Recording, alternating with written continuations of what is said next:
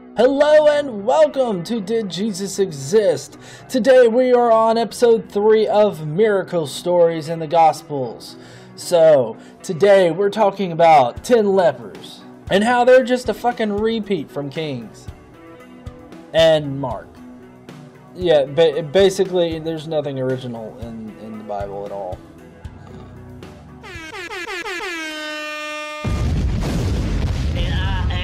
Godless engineer, a conscious pioneer, a logic general, a reason brigadier.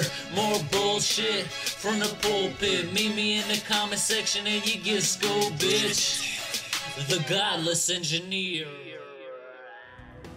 Now, in Matthew, Jesus is sure to declare to John the Baptist's people, the signs that he is surely the Messiah.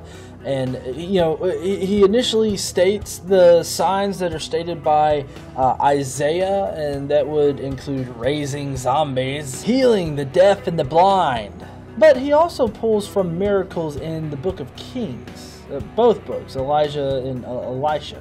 What we're going to be discussing today is healing of lepers. Now, keep in mind, this wasn't something that was mentioned by Isaiah at all. No, this was actually miracles that were performed by Elisha and Elijah, and these miracles in 2 Kings are the only places where this particular miracle exists. And not only that, we find that the basic structure to the miracle is adhered to in Luke and Mark and Matthew and all these other places. Like I said before, the Bible is not original in the least bit. Now, in 2 Kings, Elijah actually goes and he heals the king Namaan. And Jesus, of course, heals a whole bunch of group of lepers. The story from 2 Kings about Namaan is actually first found in Mark 1:40 through 44, with similar plagiarized copies in Matthew 8:1 through 4 and Luke 5:12 through 16. Mark 1:40 through 44. Jesus heals a man with leprosy. A man with leprosy came to him and begged him on his knees, "If you are willing, you can make me clean." Jesus was indignant. He reached out his hand and touched the man. "I am willing," he said, "be clean." Immediately the leprosy left him and he was cleansed. Jesus sent him away at once with a strong warning.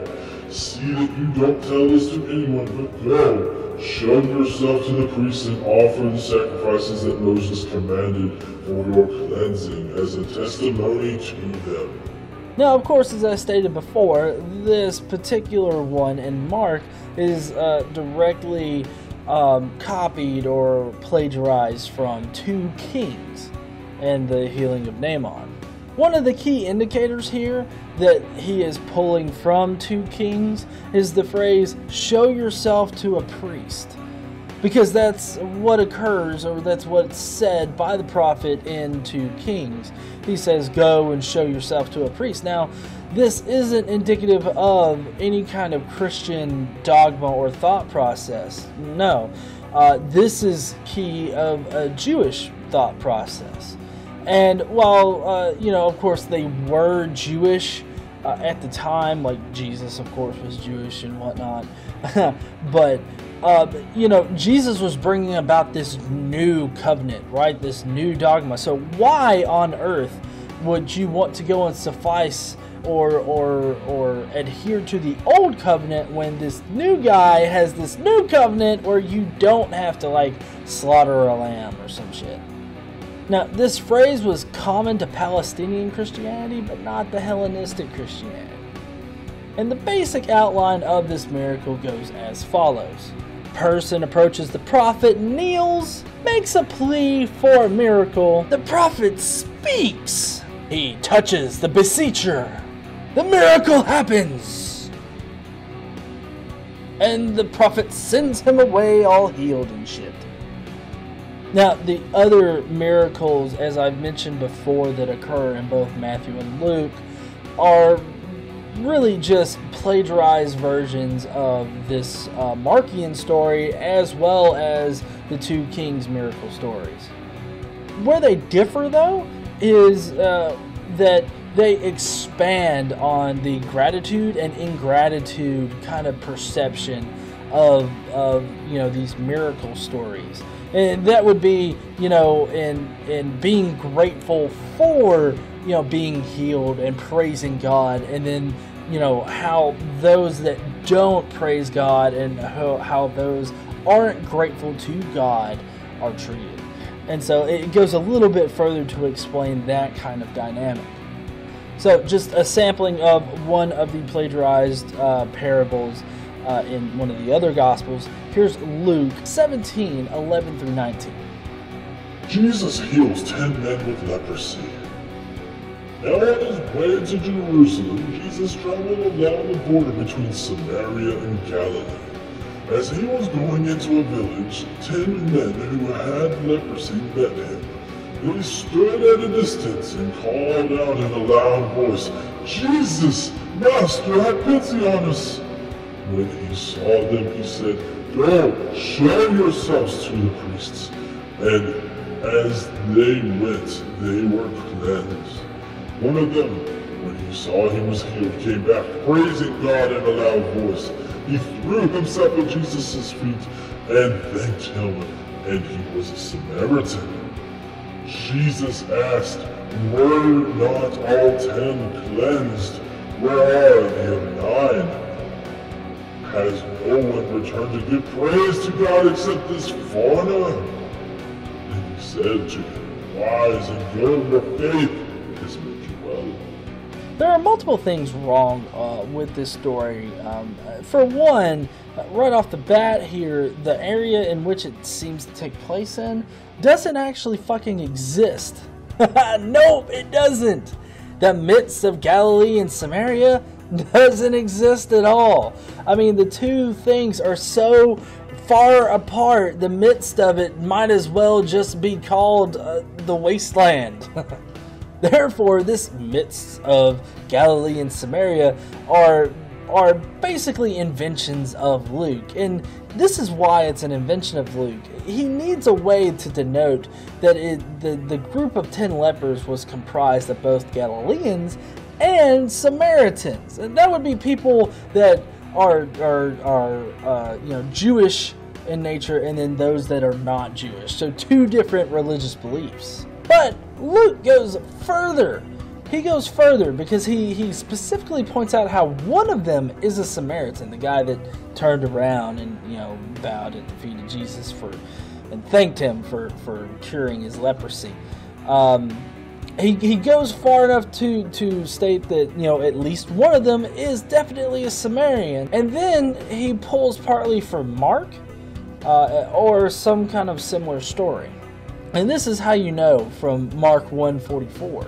"See that you don't tell this to anyone, but go show yourself to the priest and offer the sacrifices that Moses commanded for your cleansing as a testimony to them."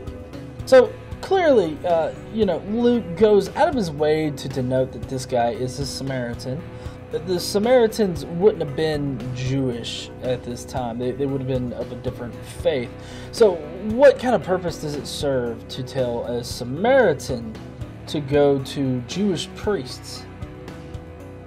Well, he fucking wouldn't, would he? It would be pretty dumb to assume that he would. So, in using both Mark and Elijah as their key sources for making up this bullshit story, this particular parable rose up out of a Greek-speaking Christian movement. There are a lot of things that we can compare between the two stories that kind of clue us into the fact that this was written off of both Mark and the Elisha miracle story with Namaan. In Elijah's story, Namaan is told to go to the Jordan and be cleansed. Comparatively, Jesus tells the lepers to go to a priest to be cleansed. In Elijah's miracle story, Namaan returns to the prophet, and in Jesus' version, the leper turns around and he gives thanks to God. Now, the rest of the story here is an amalgam of different Markian miracle stories and, along with King's miracle stories. Like, for instance, the cry of the lepers that they shout out to Jesus. It's the same as in the Jericho blind man story in Mark. They cry out to Jesus there in the same way. Well, Jesus also responds to them in the exact same way.